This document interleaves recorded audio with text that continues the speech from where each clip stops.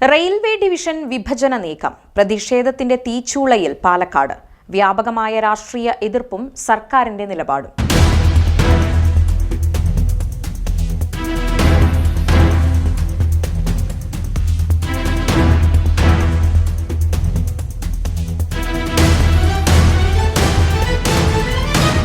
പാലക്കാട് ഡിവിഷനിൽ ഉൾപ്പെട്ടിരുന്ന നിർണായകമായ മംഗലാപുരം മേഖലയെ ദക്ഷിണ പശ്ചിമ റെയിൽവേ സോണിന് കീഴിലുള്ള മൈസൂരു ഡിവിഷനിലേക്ക് മാറ്റാനുള്ള കേന്ദ്ര റെയിൽവേ മന്ത്രാലയത്തിന്റെ നീക്കത്തിനെതിരെ കേരളത്തിൽ പ്രതിഷേധം ശക്തമാവുന്നു.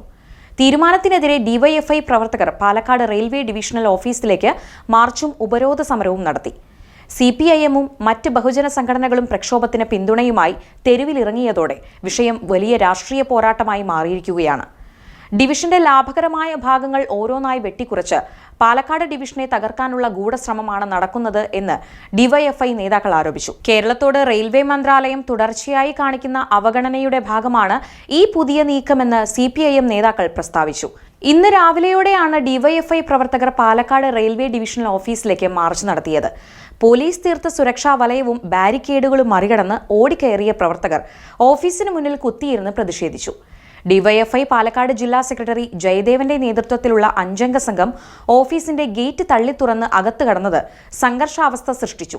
തുടർന്ന് പോലീസും പ്രവർത്തകരും തമ്മിൽ രൂക്ഷമായ വാക്കേറ്റവും ഉണ്ടായി. ദക്ഷിണ റെയിൽവേയുടെ ഭാഗമായ പാലക്കാട് ഡിവിഷന് ഏറ്റവും അധികം വരുമാനം ലഭിക്കുന്ന മേഖലകളിലൊന്നാണ് മംഗലാപുരം. ചരക്ക് നീക്കത്തിലൂടെയും യാത്രക്കാരുടെ എണ്ണത്തിലൂടെയും സാമ്പത്തിക ലാഭം ഉണ്ടാക്കുന്ന ഈ പ്രദേശം മൈസൂരു ഡിവിഷനിലേക്ക് മാറ്റുന്നത് പാലക്കാട് ഡിവിഷന്റെ നിലനിൽപ്പിനെ തന്നെ ബാധിക്കും. മുൻപ് സേലം ഡിവിഷൻ രൂപീകരിച്ചപ്പോഴും പാലക്കാടിന് വലിയൊരു ഭാഗം നഷ്ടമായിരുന്നു. ഇപ്പോൾ മംഗലാപുരം കൂടി കൈവിട്ടു പോകുന്നതോടെ ഡിവിഷന്റെ പ്രാധാന്യം പാടെ ഇല്ലാതാകുമെന്നും ഭാവിയിൽ ഡിവിഷൻ തന്നെ ഇല്ലാതാക്കാനുള്ള ഗൂഢനീക്കമാണിതെന്നുമുള്ള ആരോപണം ശക്തമാണ്. കേന്ദ്ര സർക്കാരിന്റെ ഏകപക്ഷീയമായ തീരുമാനത്തിനെതിരെ സംസ്ഥാനത്ത് വലിയ രീതിയിലുള്ള പ്രതിഷേധമാണ് ഉയർന്നുവരുന്നത്. വിഷയം കേന്ദ്ര സർക്കാരിന്റെ ശ്രദ്ധയിൽപ്പെടുത്തുമെന്നും തീരുമാനത്തിൽ അതൃപ്തി അറിയിച്ച് റെയിൽവേ മന്ത്രാലയത്തിന് കത്തയക്കുമെന്നും മുഖ്യമന്ത്രി വ്യക്തമാക്കി കഴിഞ്ഞു. കേരളത്തിന്റെ റെയിൽവേ വികസനത്തെയും നിലവിലുള്ള ഡിവിഷണൽ സംവിധാനങ്ങളെയും തകർക്കുന്ന ഇത്തരം നടപടികൾ പുനഃപരിശോധിക്കണമെന്നാണ് ജനപ്രതിനിധികളുടെയും പ്രസ്ഥാനങ്ങളുടെയും ആവശ്യം. ഡിവിഷൻ വിഭജന നീക്കത്തിൽ നിന്ന് കേന്ദ്ര റെയിൽവേ മന്ത്രാലയം പൂർണ്ണമായും പിന്മാറുന്നതുവരെ ശക്തമായ ബഹുജന പ്രക്ഷോഭങ്ങളുമായി മുന്നോട്ടു പോകാനാണ് ഇടതുപക്ഷ സംഘടനകളുടെ തീരുമാനം.